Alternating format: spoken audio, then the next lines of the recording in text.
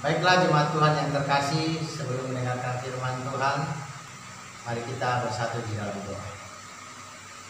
Bapa di dalam surga, terpujilah nama-Mu Tuhan. Terima kasih buat kesempatan pagi hari ini boleh bersama dengan jemaat-Mu berkumpul beribadah, memuji dan memuliakan nama-Mu Tuhan. Kami menikmati kehadiran-Mu dan saat ini kami mau belajar kebenaran firman-Mu.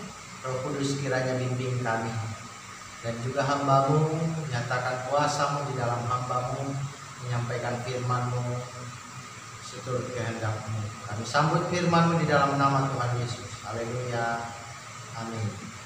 Shalom, puji Tuhan. Bapak Ibu yang terkasih, bersyukur bahwa pagi hari ini kita boleh bertemu kembali, beribadah, memuji dan memuliakan nama Tuhan. Dan saat ini kita akan belajar kebenaran firman Tuhan. Dan kita belajar tentang satu tokoh, yaitu Yosua. Adalah seorang pemuda dalam perjanjian lama, seorang abdi Tuhan, seorang abdi Musa waktu itu. Dan sungguh luar biasa dalam kehidupannya, ada banyak pelajaran penting yang kita bisa belajar. Maka tema kita pada pagi hari ini adalah pengabdian terbaik. Bapak Ibu Saudara, abdi itu sendiri ada beberapa arti. Abdi itu bisa diartikan sebagai budak utusan. Abdi itu juga bisa diartikan sebagai pelayan, hamba, atau bisa juga diartikan sebagai orang yang bekerja pada pemerintahan atau raja. Bapak Ibu Saudara yang kekasih, pengabdian terbaik telah diberikan oleh Yosua dalam hidupnya. Bahwa sebagai seorang pelayan, sebagai seorang abdi, dia melakukan hal-hal yang terbaik. Dan puji Tuhan pada akhirnya, segala hasil yang luar biasa boleh didapatkan oleh Yosua. Berkat-berkat, bahkan karir yang sangat baik boleh terjadi dalam hidupnya karena selama hidupnya dia telah melakukan pengabdian yang terbaik. Memberikan yang terbaik dari apa yang bisa dia kerjakan. Melakukan segala hal yang terbaik dalam tanggung jawab amanah yang diberikan kepadanya. Maka sangat indah ketika kita mau belajar tentang Yosua. Nah, Bapak Ibu Saudara yang kekasih di dalam Tuhan, kita akan belajar dalam beberapa kitab nanti tentang kehidupan daripada Yosua. Namun sebelumnya kita perlu melihat apa sih arti nama Yosua itu. Yosua itu artinya adalah Tuhan adalah keselamatan. Luar biasa, sangat indah. Tentu Nun sebagai orang tuanya memberikan nama ini melalui pergumulan dan juga memiliki pengharapan yang besar atas nama yang diberikan kepada anaknya, bahwa Tuhanlah keselamatannya. Dari Tuhanlah datangnya keselamatan, bahwa Tuhanlah yang menjadi harapannya, dan Tuhan sebagai andalan di dalam hidupnya. Itulah arti daripada nama Yosua. Hal yang luar biasa Bapak Ibu Saudara, bahwa mungkin kira-kira sekitar 201 kali nama Yosua disebutkan di dalam Alkitab. Sangat banyak. Bahkan ini disebutkan di dalam 8 buku atau 8 kitab. Wow, luar biasa. Yang antara lain adalah di dalam kitab Keluaran, Bilangan, Ulangan, Yosua, Hakim-Hakim, 1 Raja-Raja, 1 Tawarik, dan yang terakhir adalah disebutkan di dalam perjanjian baru, yaitu kitab Ibrani. Nama yang sangat indah. dan juga tentunya tokoh yang luar biasa. Ia berasal dari keturunan Yusuf dari suku Efraim. Bahkan juga dalam pertengahan karirnya dia diangkat menjadi seorang kepala suku Efraim. Ia adalah seorang pemimpin yang paling efektif dan berhasil dalam kepemimpinannya. Kita melihat dalam perjalanan kehidupan Yosua bahwa dia betul-betul adalah seorang pemimpin yang hebat, pemimpin yang sukses, pemimpin yang mampu membawa umat, baik ketika dia memimpin sampai ke tanah Kanaan, maupun ketika umat Tuhan dalam kehidupannya sehari-hari ketika di Kanaan atau di tempat-tempat yang lain, bahwa Yosua mampu memimpin bangsa ini dengan baik. Dia mengawali karirnya Bapak Ibu Saudara di usianya yang masih belia, yaitu 20 tahun. Seorang yang masih remaja, seorang anak muda, seorang yang mungkin masih kurang pengalaman, tetapi luar biasa bahwa dia bisa memimpin dengan baik. Dan seperti yang saya katakan tadi, bahwa dia diangkat menjadi kepala suku Efraim di usianya yang ke-30 tahun, memimpin salah satu suku Israel.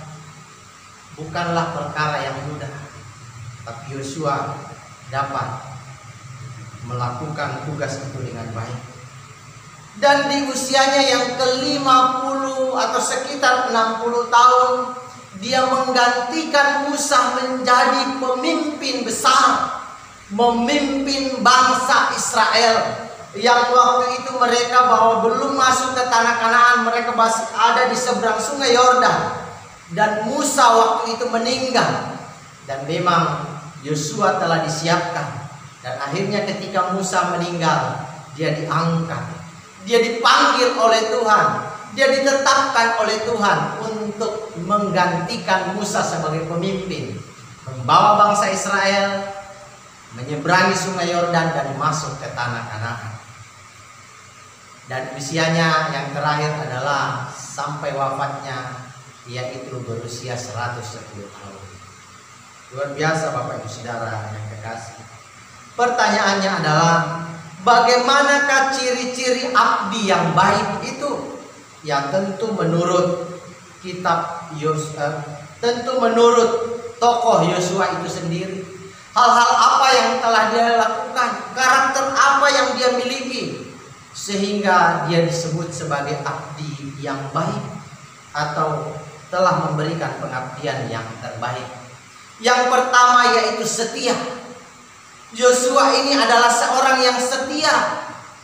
Setia kepada khususnya pimpinannya, setia kepada Musa, karena dia adalah abdi Musa waktu itu. Dia adalah tangan kanan Musa, dia adalah boleh dikatakan sebagai asisten Musa. Ketika Musa memerintahkan, maka dia melakukan apa yang perlu dia lakukan, karena dia sangat membantu Musa. Nah, kata setia itu sendiri Bapak Ibu Saudara dalam Kamus Besar Bahasa Indonesia adalah ada 3. Yang pertama yaitu berpegang teguh pada janji, pendirian dan sebagainya, atau juga patuh dan taat.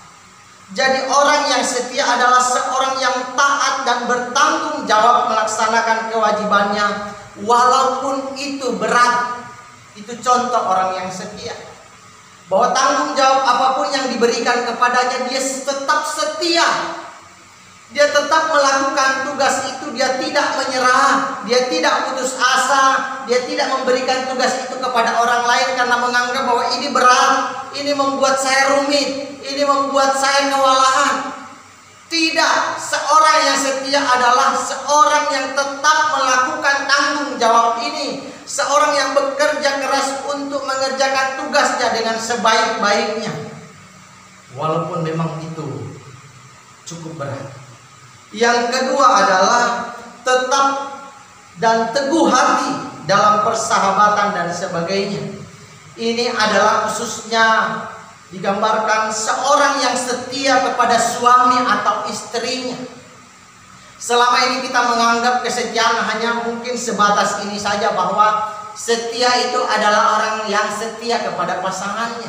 Memang ini salah satu bagian, bahwa orang yang setia adalah orang yang betul-betul setia kepada pasangannya. Apapun yang terjadi, bahkan kalaupun misalnya pasangannya itu pergi ke negeri yang jauh, mungkin karena tugas tanggung jawab di sana, mungkin karena ada hal-hal yang lain yang perlu dia kerjakan berhubungan dengan pekerjaannya, berhubungan dengan keluarga, sehingga dia sampai lama pulang. Tetapi seorang pasangan yang setia, dia akan tetap menanti pasangannya itu. Kapanpun dia pulang. Itulah contoh orang yang setia. Bukan beralih kepada yang lain. Yang ketiga adalah berpegang teguh dalam pendirian, janji, dan sebagainya. Adalah seorang yang setia pada janjinya walaupun ada tantangan. Ini digambarkan ketika seseorang sudah janjian mau bertemu pukul berapapun, tapi mungkin ketika hujan deras terjadi atau ada tantangan yang lain, dia tetap mengusahakan datang. Atau katakanlah orang yang mungkin sedang meminjam uang dan sudah janjian bahwa hari ini saya akan membayar, dia akan melakukan hal itu karena dia setia pada janjinya. Walaupun ada tantangan yang dihadapi, dia akan melakukan hal itu. Itulah beberapa penjelasan atau definisi tentang setia. Jadi Bapak Ibu Saudara, setia bukanlah hanya sekedar ketika seseorang berpasangan, ya, satu dengan yang lain saling mempercayai, tetapi dalam hal-hal yang lain, bahwa kesetiaan itu adalah sesuatu yang penting, sesuatu yang memang sungguh didambakan oleh banyak orang. Karena orang yang setia tentu memiliki nilai tersendiri, Bapak Ibu Saudara. Nah, kesetiaan Yosua dapat kita lihat di dalam Keluaran 24 ayat 13 dikatakan, lalu bangunlah Musa dengan Yosua abdinya, maka naiklah Musa ke atas gunung Allah itu.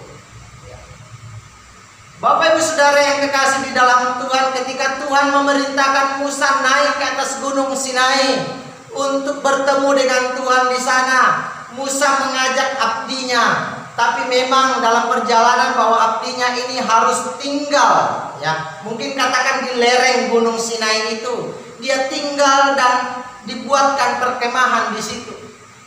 Dan tahukah kita bahwa lamanya Yosua tinggal di tempat itu adalah sekitar 40 hari 40 malam. Karena dia menunggu sampai tuannya Musa turun kembali dari atas. Lalu di dalam Keluaran 33 ayat 11, dan Tuhan berbicara kepada Musa dengan berhadapan muka seperti seorang berbicara kepada temannya. Kemudian kembalilah ia ke perkemahan. Tetapi abdinya Yosua bin Nun, perhatikan Bapak Ibu Saudara, tetapi abdinya Yosua bin Nun, seorang yang masih muda, tidaklah meninggalkan kemah itu. Luar biasa kesetiaan abdi ini, luar biasa kesetiaan seorang muda ini, bahwa dia setia menanti tuannya karena tuannya sedang bertemu dengan Tuhan, dan dia ada di tempat itu sampai tuannya turun kembali dari atas gunung Sinai. Dia tetap ada di tempat itu, bukan waktu yang sebentar, 40 hari 40 malam, 1 bulan lebih dia menunggu di tempat itu. Sungguh dia seorang yang setia dan layak untuk diteladani. Yosua 24 ayat 15 berkata, tetapi jika kamu anggap tidak baik untuk beribadah kepada Tuhan, pilihlah pada hari ini kepada siapa kamu akan beribadah. Allah yang kepada nenek moyangmu beribadah di seberang sungai Efrat, atau Allah orang Amori yang negerinya kamu diami ini. Perhatikan bagian terakhir ini. Tetapi aku dan seisi rumahku, kami akan beribadah kepada Tuhan. Luar biasa pernyataan daripada Yosua, bahwa ketika umat Tuhan waktu itu diperhadapkan dengan tantangan, mereka yang biasanya juga memiliki dewa-dewa yang lain, menyembah dewa-dewa yang lain, ada berhala di tengah-tengah umat Tuhan, dan sering kali itu terjadi. Tuhan pun sering kali menegur mereka, namun memang mereka tegar tengkuk dan sering beralih daripada Tuhan. Itulah sebabnya Yosua memberikan satu pilihan kepada umat Tuhan, tetapi di sisi yang lain dia mau menyampaikan pernyataannya bahwa saya dan seisi rumah saya akan tetap menyembah Tuhan. Luar biasa kesetiaan seorang muda ini, bahwa dia mau tetap setia kepada Tuhan walaupun yang lain memiliki pilihan sendiri-sendiri. Karena dia sungguh melihat Allah itu adalah pribadi yang layak disembah. Allah itu adalah gunung batu keselamatannya, pengharapannya. Tuhan yang telah menciptakan dia, Tuhan yang telah membawa dia dan umat Tuhan yang lain keluar dari perbudakan di Mesir. Dan sungguh dia merasakan keajaiban kasih Tuhan dalam hidupnya. Itulah sebabnya dia tetap teguh untuk tetap setia kepada Tuhan dan menyatakan itu kepada umat Tuhan waktu itu. Penerapannya buat kita Bapak Ibu yang kekasih di dalam Tuhan, mari kita menjadi orang yang tetap setia. Yang pertama, yaitu setia mengiring Tuhan walau kadang ada tantangan dalam kehidupan kita, bahwa ketika kita mengikut Tuhan tidak berarti bahwa semua akan mulus, semua akan baik-baik saja. Semua Tuhan sudah sediakan yang terbaik. Tidak ada tantangan, tidak ada masalah, tidak ada sakit penyakit, tidak ada persoalan yang kita hadapi. Tidak seperti itu. Tetapi memang akan hadir kesulitan-kesulitan, akan hadir tantangan, akan hadir berbagai hal yang kita akan hadapi dalam kehidupan kita, yang kita sendiri mungkin kadang tidak menginginkan hal itu. Tetapi Tuhan izinkan itu terjadi. Tapi sebagai seorang yang setia, mari kita tetap setia kepada Tuhan apapun yang terjadi. Termasuk pada masa-masa sulit ini, kita mari tetap setia kepada Tuhan, karena Dia tetap memelihara kita. Ada amin? Amin. Puji Tuhan. Itulah yang terpenting dalam hidup kita. Sekalipun berat, sekalipun sulit, kita percaya Tuhan memelihara kita, Tuhan tetap memberkati kita, dan pasti Tuhan akan melepaskan kita dari masa sulit ini. Yang kedua, setia melaksanakan tanggung jawab kita, baik sebagai karyawan, baik sebagai mungkin pelayan Tuhan, baik sebagai mungkin pegawai negeri, pegawai swasta dan lain sebagainya, atau baik sebagai istri, suami, anak. Walaupun kadang berat, mari kita tetap setia melaksanakan tugas dan tanggung jawab kita. Sebagai orang tua, mari kita tetap setia membimbing, mengarahkan, mendidik anak-anak kita supaya mereka tetap setia kepada Tuhan, supaya mereka tidak lari kepada meninggalkan Tuhan, supaya mereka tetap beriman kepada Tuhan dan menyembah Tuhan satu-satunya. Mari kita tetap mendidik anak kita, memperhatikan kerohanian mereka, memperhatikan segala kebutuhan mereka, supaya mereka ini bertumbuh dalam kebenaran, bertumbuh di dalam hal-hal yang baik. Bukan nanti setelah dewasa baru kita menyesal. Karena memang anak adalah tanggung jawab kita orang tua. Yang ketiga, setia pada pasangan kita.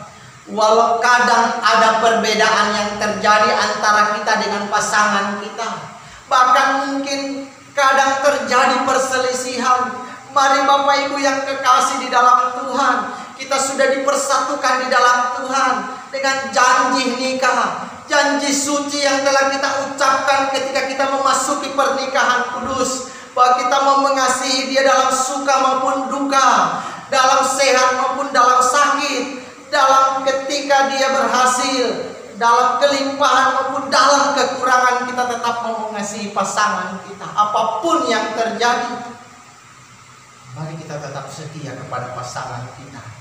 Dan hanya dia satu-satunya yang merupakan pasangan kita, kecuali maut telah memisahkan. Bapak Ibu, mari kita setia pada pasangan kita, karena disitulah berkat Tuhan akan nyata, akan nampak dalam hidup kita. Kalau kita setia pada pasangan kita, bukan kita melihat kelemahan pasangan kita, kejahatan pasangan kita. Kita wajib mendoakan pasangan kita supaya dia berubah dan hidup benar. Dan itu perlu kita lakukan. Kita melihat Abigail di dalam Alkitab. Walaupun suaminya seorang yang jahat, seorang yang hidupnya tidak benar, seorang yang bebal, tetapi karena dia tetap setia, jadi berkati Tuhan luar biasa. Mari menjadi orang yang setia. Yang kedua, ciri seorang abdi yang baik adalah yaitu tekun. Tekun artinya berkeras hati dan sungguh-sungguh dalam bekerja, belajar, berusaha dan sebagainya. Tekun itu adalah seorang yang bukan saja terus-menerus secara kontinu melakukan sesuatu, tetapi ada kesungguhan di dalamnya. Ada sesuatu yang betul-betul dikerjakan dengan sungguh-sungguh, kerja keras, dilakukan terus-menerus sampai dia berhasil. Walaupun ada tantangan, dia tetap mengerjakan. Itulah orang yang disebut tekun. Seorang yang akan terus melakukan niatnya sampai berhasil dan tidak akan pernah merasa puas. Tidak pernah merasa puas artinya bukan tidak bersyukur atas apa yang dia terima, tetapi dia seorang yang tidak mudah menyerah. Dia seorang yang mau terus giat melakukan segala sesuatu. Ketika ada keberhasilan, dia akan mengerjakan keberhasilan yang lain. Dia akan melakukan banyak hal selagi dia masih bisa melakukan itu. Dia akan terus mengerjakan. Itu orang yang tekun. Bukan satu hal dia berhasil lalu kemudian dia berhenti. Satu hal berhasil dia kerjakan yang lain. Ini berhasil dia kerjakan yang lain. Itulah orang yang tekun. Ia juga bukan seorang pemalas atau seorang yang mudah putus asa atau mudah menyerah. Kita melihat ketekunan Yosua di dalam Yosua pasal 3 ayat 1 sampai 6, tapi saya akan bacakan di dalam pasal 3 ayat 1, dikatakan demikian. Yosua bangun pagi-pagi, lalu ia dan semua orang Israel berangkat dari Sitim, dan sampailah mereka ke sungai Yordan. Maka bermalamlah mereka di sana sebelum menyeberang. Kita perhatikan di sana dikatakan Yosua bangun pagi-pagi, lalu ia dan semua orang Israel berangkat dari situ. Seorang yang tekun adalah seorang yang tidak bermalas-malasan. Seorang yang tekun adalah ketika matahari belum nampak, dia sudah bangun mengerjakan banyak hal, mempersiapkan banyak hal. Karena dia tahu apa yang akan dia kerjakan hari ini. Dia tahu bahwa waktu itu begitu penting dalam hidupnya, sehingga dia tidak menyia-nyiakan waktu. Dan Yosua melakukan hal itu karena dia seorang yang tekun. Dia mempersiapkan segala sesuatunya bagi umat Tuhan. Itulah sebabnya dia bangun pagi-pagi untuk mengerjakan. Di saat orang lain belum melakukan hal itu, dia sudah mempersiapkan. Itu salah satu kriteria orang yang tekun. Dalam Yosua pasal 6 ayat 11 sampai 15 dikatakan, demikianlah tabut Tuhan mengelilingi kota itu, mengedarinya sekali saja. Kemudian kembalilah mereka ke tempat perkemahan dan bermalam di tempat perkemahan itu. Keesokan harinya Yosua bangun pagi-pagi, lalu para imam mengangkat tabut Tuhan. Maka berjalanlah juga ketujuh orang imam yang membawa ketujuh sangkakala tanduk domba itu di depan tabut Tuhan. Sambil berjalan mereka meniup sangkakala. sedang orang-orang bersenjata berjalan di depan mereka, dan barisan penutup mengikut tabut Tuhan. Sementara sangkakala terus-menerus ditiup. Demikianlah pada hari kedua mereka mengelilingi kota itu sekali saja, lalu pulang ke tempat perkemahan. Dan begitulah dilakukan mereka 6 hari lamanya. Tetapi pada hari yang ke-7 mereka bangun pagi-pagi ketika fajar menyingsing dan mengelilingi kota 7 kali dengan cara yang sama. Hanya pada hari itu mereka mengelilingi kota itu 7 kali. Ini peristiwa ketika umat Tuhan mengelilingi tembok Yeriko. Pada hari pertama 1 kali, hari yang kedua 1 kali, dan seterusnya sampai pada hari yang ke-6. Dan hari yang ke-7 itu dilakukan sebanyak 7 kali. Ini terus-menerus dilakukan karena ada keteladanan seorang pemimpin yang luar biasa, yaitu Yosua. Bahkan kita melihat bahwa umat Tuhan juga bangun pagi-pagi melakukan itu, karena melihat keteladanan seorang pemimpin, yaitu Yosua, yang sering bangun pagi-pagi. Seorang yang tekun telah mempersiapkan segala sesuatunya. Sampai berkali-kali sangkakala dibunyikan, dia tidak menyerah selama 7 hari, terus membawa umat Tuhan mengelilingi tembok Yeriko. Dan akhirnya tembok itu yang memang sangat kuat dan sangat tebal runtuh karena ada pujian penyembahan yang dilakukan oleh umat Tuhan. Karena ada ketekunan yang dilakukan oleh seorang pemimpin bersama dengan umat Tuhan, sehingga mereka berhasil menembus kota Yeriko. Luar biasa Bapak Ibu Saudara. Ketekunan itu akhirnya membuahkan hasil. Penerapannya buat kita, mari tetap tekun mengerjakan segala sesuatu yang bisa kita kerjakan. Apa yang bisa kita kerjakan, mari kita kerjakan. Saya terlalu percaya bahwa Tuhan telah memberikan kita berbagai kemampuan. Tuhan telah memberikan kita akal budi, kekuatan, dan sebagainya, sehingga kita ini bukanlah robot yang hanya bisa diperintah oleh orang lain. Kita bisa mengerjakan banyak hal.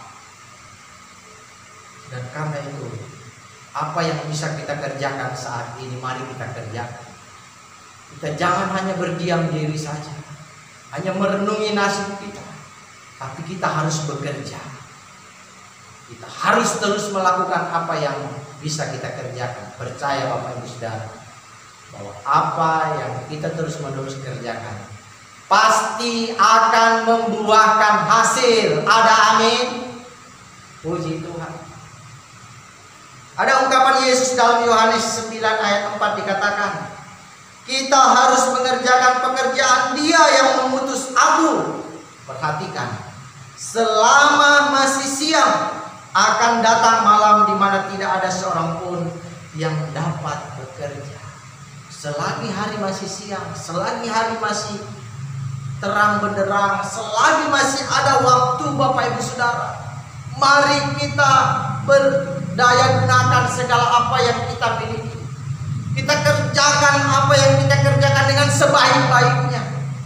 Percaya, engkau akan menuai apa yang sudah engkau kerjakan. Jangan menyerah, tetap semangat, dan jadilah orang yang tekun. Jadilah orang yang tekun Bapak Ibu Saudara. Ada tantangan, tetapi jangan engkau menyerah, jangan engkau putus asa. Tetaplah tekun mengerjakan itu. Kerjakan itu segiat-giatnya, engkau akan berhasil. Yang ketiga, yang terakhir, yaitu taat. Yang pertama tadi apa? Setia, S. Yang kedua, tekun, T. Yang ketiga adalah T lagi, yaitu taat, STT, untuk memudahkan kita. Setia, tekun, dan taat. Taat artinya senantiasa atau selalu tunduk kepada Tuhan, pemerintah, dan sebagainya, atau patuh. tidak membantah ataupun melawan. Seorang yang taat adalah seorang yang tunduk baik kepada Tuhan Sang Pencipta kita. Artinya apapun yang Tuhan inginkan, apapun yang Tuhan perintahkan, seharusnya, sewajarnya dan sewajibnya kita ini umatnya melakukan hal itu. Tidak ada pilihan. Sebenarnya kita tidak boleh memilih. Mau tidak saya lakukan? Seharusnya kita berkata mau, sebagai wujud ketaatan kita. Sebagai orang yang sudah diciptakan, orang yang sudah diselamatkan, orang yang terus dipelihara dan diberkati oleh Tuhan. Taat dan tunduk kepada pemerintah. Karena firman Tuhan pun juga mengatakan demikian. Taatilah pemerintah, taatilah pemimpin-pemimpin. Dan apapun yang pemerintah canangkan, kita harus lakukan. Karena itu yang Tuhan inginkan. Kita melihat ketaatan Yosua dalam Keluaran 17 ayat 9 dan 10 berkata, Musa berkata kepada Yosua, pilihlah orang-orang bagi kita, lalu keluarlah berperang melawan orang Amalek. Besok aku akan berdiri di puncak bukit itu dengan memegang tongkat Allah di tanganku. Lalu Yosua ayat 10, lalu Yosua melakukan seperti yang dikatakan Musa kepadanya dan berperang melawan orang Amalek. Tetapi Musa, Harun dan Hur telah naik ke puncak bukit. Dalam ayat 9, Musa memerintahkan kepada Yosua untuk melakukan hal-hal yang harus dia lakukan supaya pergi berperang melawan orang Amalek. Orang-orang yang ada di tanah Kanaan. Dan Yosua melakukan hal ini.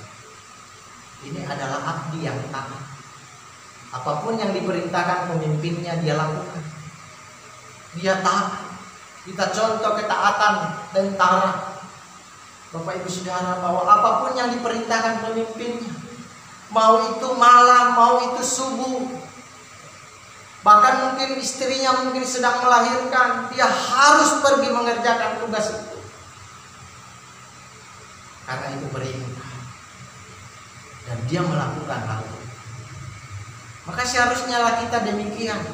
Apapun yang Tuhan perintahkan, apapun pemimpin kita perintahkan, pemerintah kita perintahkan, harusnya kita kerjakan. Sebagai orang-orang yang taat. Yosua 1 ayat 1 sampai 2 dan ayat 10 dikatakan, sesudah Musa hamba Tuhan itu mati, berfirmanlah Tuhan kepada Yosua bin Nun abdi Musa itu, demikian, hambaku Musa telah mati, sebab itu bersiaplah sekarang, seberangilah sungai Yordan ini, engkau dan seluruh bangsa ini, menuju negeri yang akan kuberikan kepada mereka, kepada orang Israel itu. Lalu Yosua memberi perintah. Perhatikan ayat 10. Lalu Yosua memberi perintah kepada pengatur-pengatur pasukan bangsa itu, kata, ketika Tuhan memberikan perintah kepada Yosua bahwa engkau harus menggantikan Musa karena Musa telah mati, dia tidak berkata, Tuhan saya tidak mampu, saya tidak bisa, orang lain saja yang engkau utus. Dia siap, dia taat kepada Tuhan, dia percaya bahwa Tuhan yang akan memampukan kita. Kalau kita taat Bapak Ibu Saudara kepada Tuhan, pasti Tuhan akan ada bersama dengan kita. Tuhan akan menopang kita sehingga kita dimampukan melakukan hal itu. Jangan kita lihat kelemahan kita dulu. Yang paling penting yang kita lakukan adalah taat. Penerapannya buat kita, mari kita selalu taat baik kepada Tuhan yang menjadikan, memelihara dan memberkati kita. Karena Tuhan telah banyak melakukan perkara yang luar biasa dalam hidup. Seharusnya tidak ada pilihan. Seharusnya kita taat kepada Dia, apapun yang Dia perintah.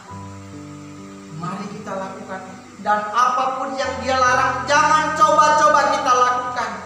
Jangan coba-coba kita melanggar perintah Tuhan. Jangan coba-coba kita mendukakan hatinya Tuhan, karena Dia bisa saja melakukan banyak hal buat kita. Mari engkau taat kepada Penciptamu. Mari engkau taat kepada Sang Juru Selamat. Mari engkau taat kepada Sang Pemelihara.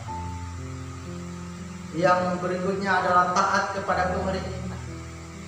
Taat kepada pemimpin kita, siapapun pemimpin kita. Pemimpin kita di kantor, pemimpin kita di perusahaan, pemimpin kita di pabrik, pemimpin kita di dalam gereja, pemimpin kita di dalam masyarakat.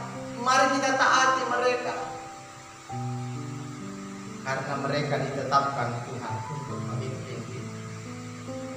Maka kita akan senantiasa mendapat segala yang terbaik dalam hidup kita, karena kita mau taat. Dan saya mau katakan, luar biasa dalam kehidupan Yosua. Ketika dia melakukan hal-hal ini, dia menerima hasil kesetiaan, ketekunan, dan ketaatan Yosua. Bahwa dia diberkati Tuhan luar biasa dalam hidupnya. Hanyalah seorang pemuda biasa, tapi dia mau mengabdi, melakukan segala sesuatunya. Dia tidak neko-neko, dia tidak memberikan berbagai alasan, tapi dia mau melakukan semuanya dengan baik. Dari seorang abdi, pelayan, pembantu, hamba, diangkat Tuhan menjadi seorang kepala suku. Tuhan memperhatikan karir daripada orang yang mau setia, yang mau taat, yang mau tekun dalam hidup. Maka ketika Bapak Ibu Saudara engkau melakukan hal ini, jangan diragukan lagi bahwa Tuhan akan mengangkat engkau, karena engkau mau melakukan itu. Orang-orang banyak yang boleh gagal dalam hidup, tidak berhasil dalam hidupnya, karena mereka mengabaikan hal-hal. Menjadi pemimpin besar menggantikan Musa. Ketika Tuhan angkat dia menjadi kepala suku, dia melakukan tugas itu dengan sebaik-baiknya. Dia tetap setia, dia tetap tekun, dia tetap taat. Dan Tuhan angkat lagi lebih tinggi. Ketika sang pemimpin tertinggi meninggal, Tuhan angkat dia menggantikan Musa. Dia berhasil memimpin bangsa Israel masuk ke tanah Kanaan. Ini bukanlah perkara yang mudah, Bapak Ibu Saudara. Karena ketika kita melihat bahwa ada 12 orang yang diutus untuk mengintai tanah Kanaan, hanya 2 orang yang mengatakan ada harapan di sana, mengatakan hal yang positif. Yang 10 orang ini mengatakan hal-hal yang membuat seakan-akan bahwa tanah Kanaan itu tidak ada harapan. Kita akan mati menghadapi orang-orang Kanaan. Dan memang di sana ada orang Amalek, ada orang-orang yang gagah perkasa tinggi besar, orang-orang yang pandai berperang. Tetapi kita melihat bahwa Yosua mampu menduduki tanah Kanaan, mengalahkan orang-orang di tanah Kanaan, karena dia diberkati Tuhan, melakukan hal-hal yang Tuhan perintahkan, sehingga Tuhan bekerja luar biasa. Tantangan yang besar itu akhirnya bisa dihancurkan. Dia berhasil menguasai tanah Kanaan. Dia berhasil membawa umat Tuhan sampai ke tempat yang Tuhan inginkan, ke tanah perjanjian, tanah yang subur makmur, tanah yang kaya dengan susu dan madunya, tanah yang sungguh luar biasa. Karena dipimpin oleh seorang yang setia, yang tekun, yang taat kepada Tuhan. Bapak Ibu Saudara yang kekasih, mari kita melakukan kebenaran firman Tuhan. Mari kita berikan pengabdian yang terbaik. Kita lakukan segala sesuatunya, berikan yang terbaik. Percayalah, Tuhan tidak akan meninggalkan. Tuhan akan mengangkat. Tuhan akan memberkati engkau. Tuhan akan melepaskan engkau dari berbagai kesulitan. Tuhan akan memberikan keberhasilan demi keberhasilan kepadamu, karena engkau telah setia Tuhan yang terbaik. Tuhan Yesus memberkati kita semua. Amin. Mari kita berdoa. Bapa di dalam surga, terima kasih untuk kebenaran firman-Mu yang sudah kami dengarkan, pelajari bersama pada pagi hari ini. Kiranya Engkau teguhkan firman-Mu di dalam hati kami masing-masing. Jadikan kami sebagai hamba-hamba-Mu, anak-anak-Mu yang setia, yang tekun dan taat. Dalam nama Yesus hamba berdoa. Haleluya.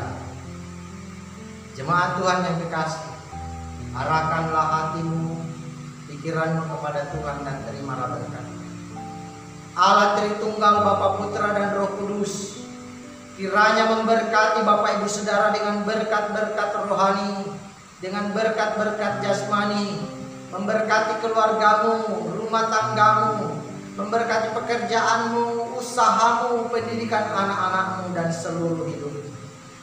Kiranya kasih karunia, rahmat dan damai sejahtera dari Allah Bapa, cinta kasih Tuhan Yesus Kristus menyertai jemaat semua.